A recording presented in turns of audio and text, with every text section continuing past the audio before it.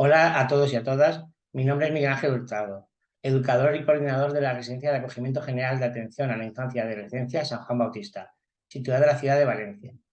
En el marco del cuarto Congreso Mundial de Infancia y Adolescencia, voy a realizar la ponencia del trabajo que lleva por título Importancia de los estilos educativos de las profesionales educativas en centros de acogida, buen trato a la infancia y a la adolescencia. El capítulo aquí presentado se elabora a partir de la experiencia y el recorrido como profesional socioeducativo, después de 13 años de trabajo en el área de infancia y adolescencia, tanto en el ámbito de protección como de reeducación de niños, niñas y adolescentes, resaltando la importancia del trabajo realizado por las profesionales educativas de los centros de acogida y por la forma en cómo lo realizan, buscando en todo momento el bienestar y el interés superior de estos niños, niñas y adolescentes a los cuales nos referiremos a partir de ahora como NNA.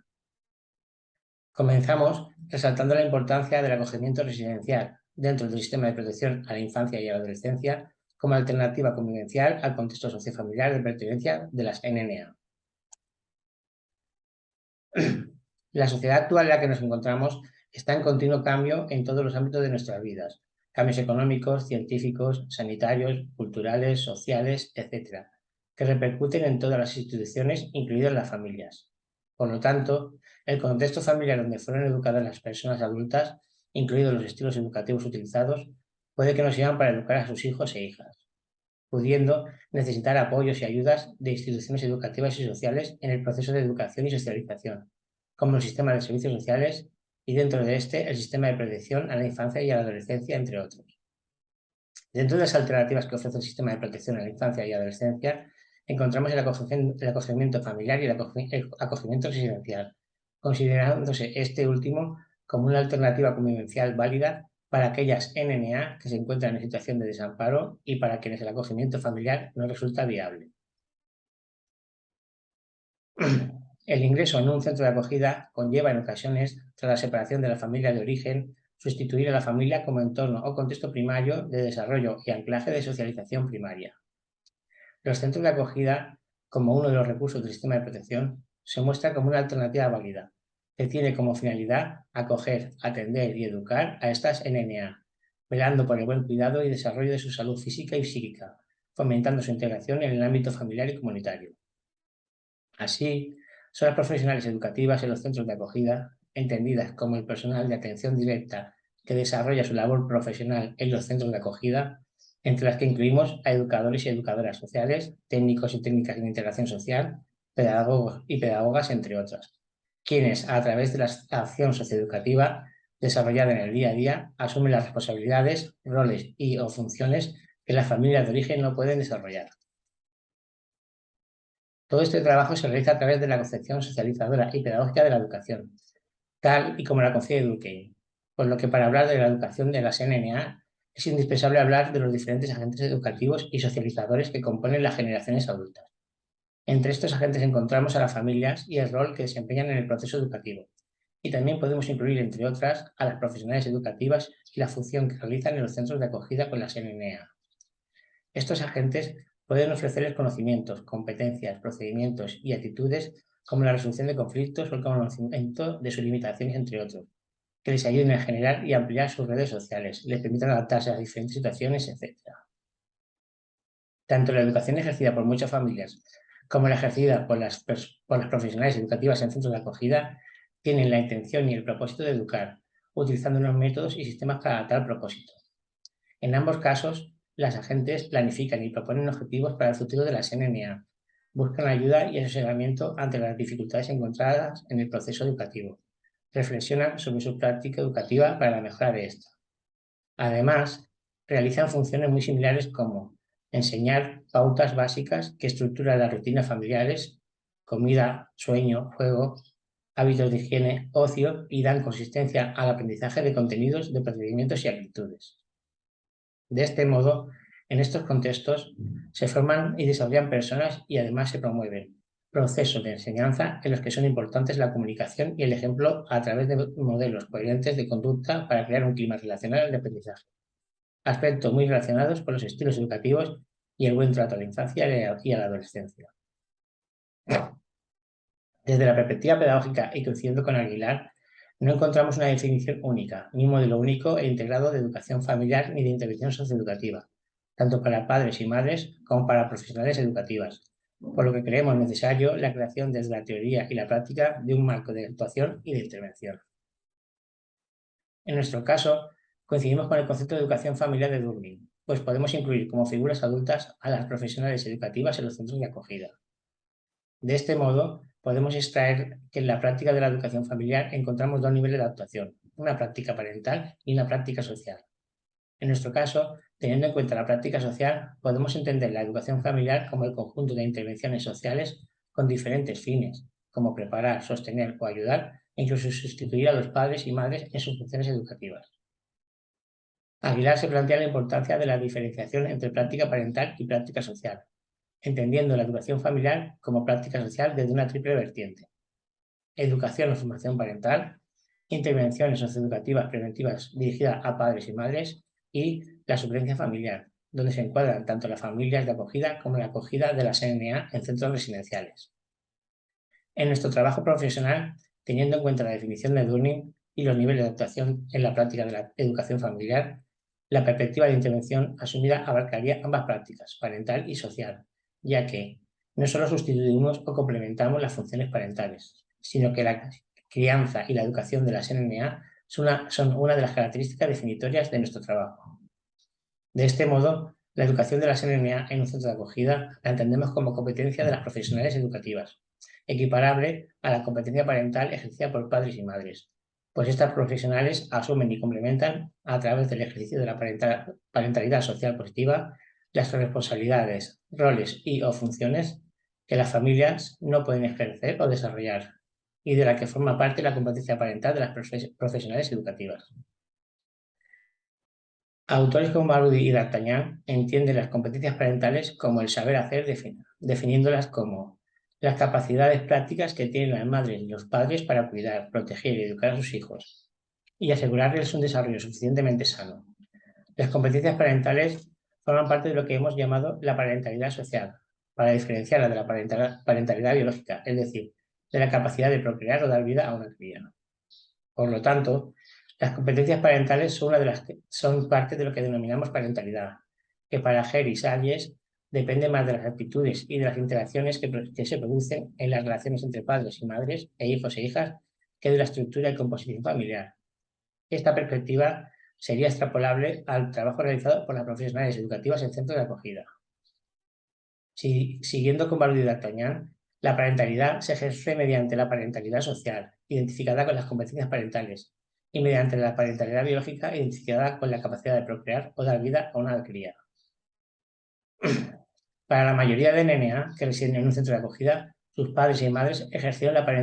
parentalidad biológica y, sin embargo, no asumieron o no ejercieron la parentalidad social de una forma aceptable, por lo que se declaró la situación de desamparo.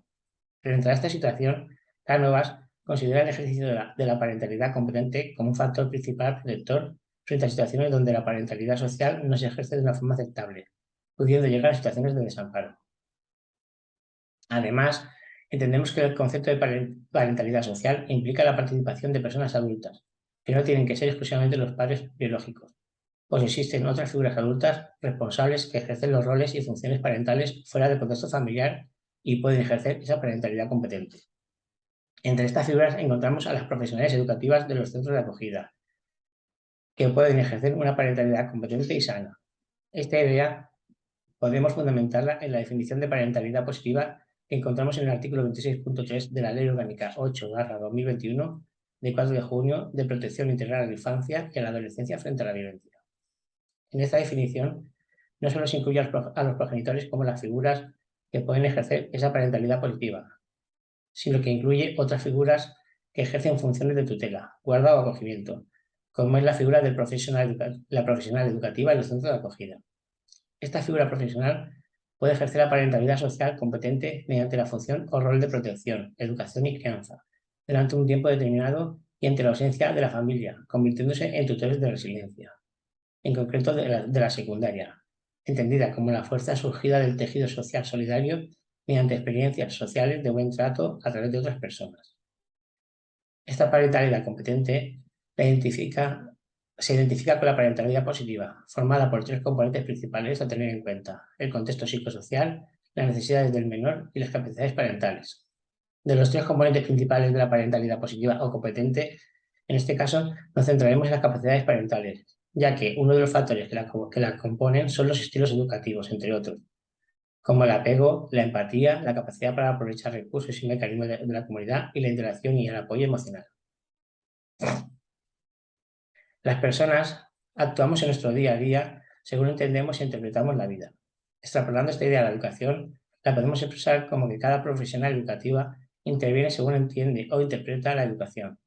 De este modo, todas las personas poseen una filosofía vital y una filosofía educativa.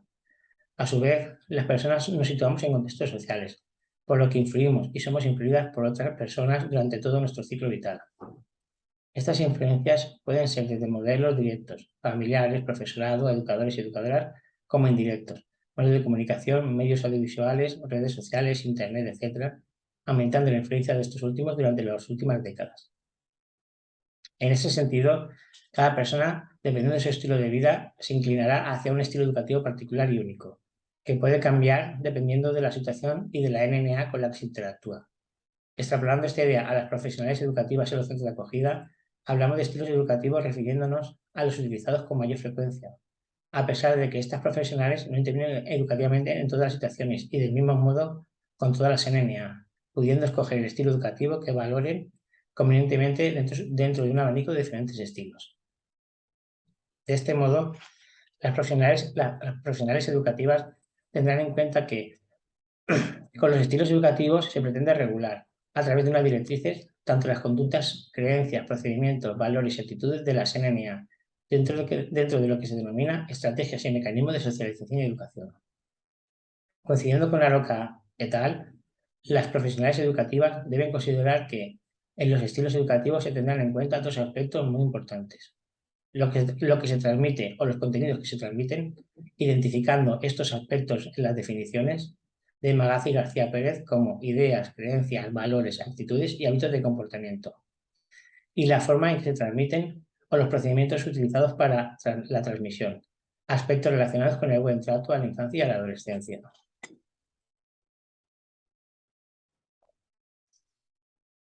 En nuestro caso, utilizaremos la propuesta que ofrece Aroca et al.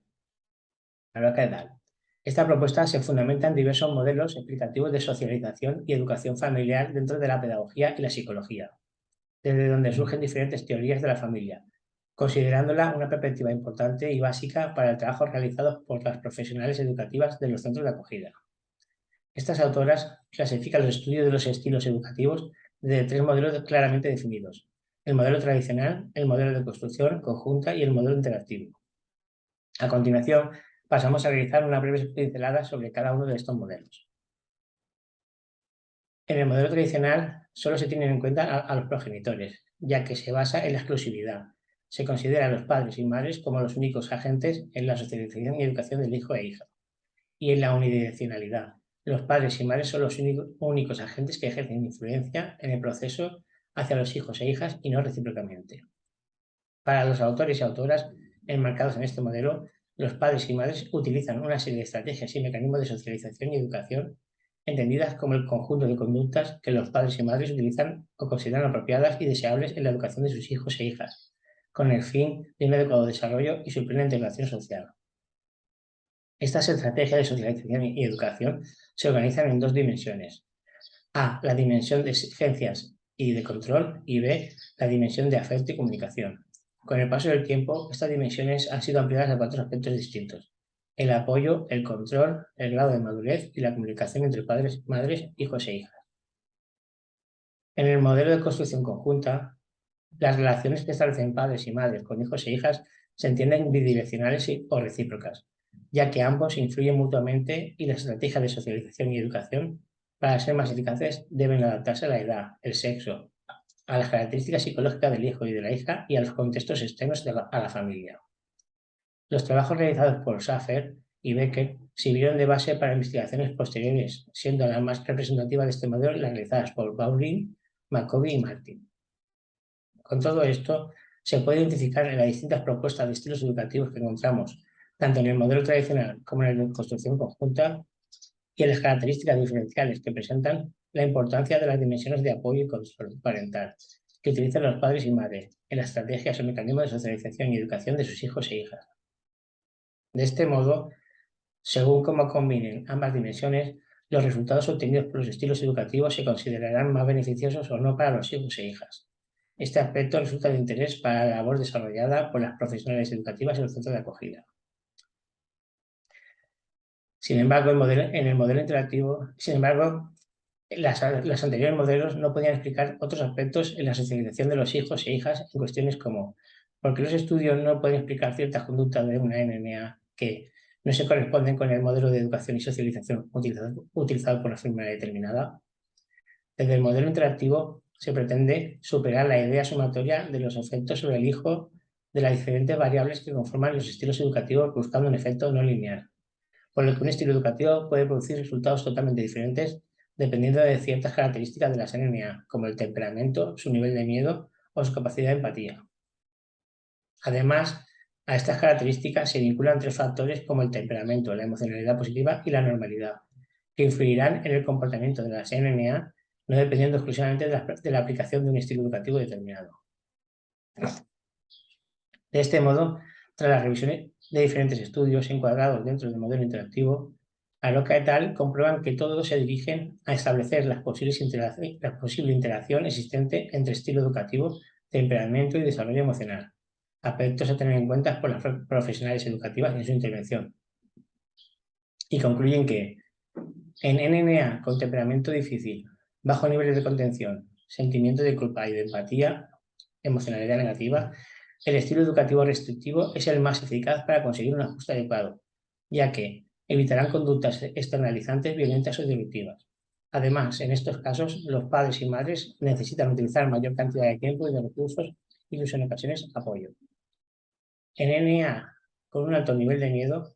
presentan más remordimientos tras realizar una conducta inadecuada, con un temperamento fácil de controlar y que asumen las consecuencias de su conducta. El estilo educativo con poco control, poco severo y mayor efectividad conseguirá un ajuste más adecuado.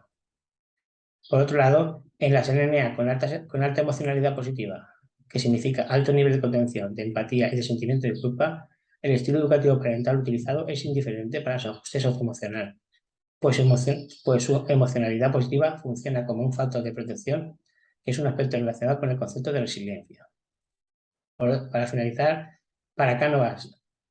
según los estudios realizados, los estilos educativos no son negativos o inadecuados, ya que se pueden adaptar a las variables o características del NNA, considerándose todos apropiados, excepto el ausente negligente y el autoritario con maltrato físico y psicológico. A modo de conclusión, consideramos muy importante a tener en cuenta por las profesionales educativas en los centros de acogida este perfil de NNA, pues es el que podemos encontrar en estos centros, donde realizan su labor profesional, ya que las NNA presentan las mismas características que en su ámbito familiar, pero contando con otras estrategias educativas y socializadoras de las figuras adultas responsables, sirviendo de guía para la intervención educativa. Por último, para finalizar, resaltar alguna bibliografía destacada como la de Aroca, Cánovas y Soquillo o la de Abaldo y D'Artagnan. Y sin más, muchas gracias por su atención.